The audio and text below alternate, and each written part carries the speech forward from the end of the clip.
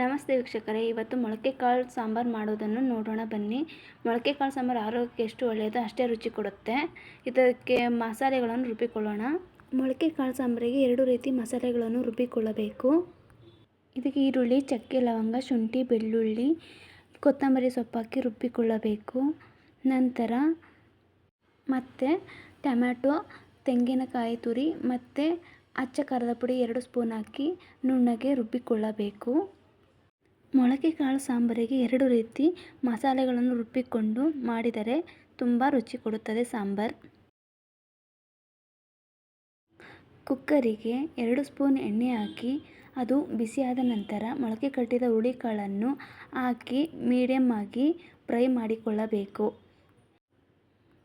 ತುಂಬ ಫ್ರೈ ಮಾಡಿದರೆ ಅದು ಟೇಸ್ಟ್ ಕೊಡೋದಿಲ್ಲ.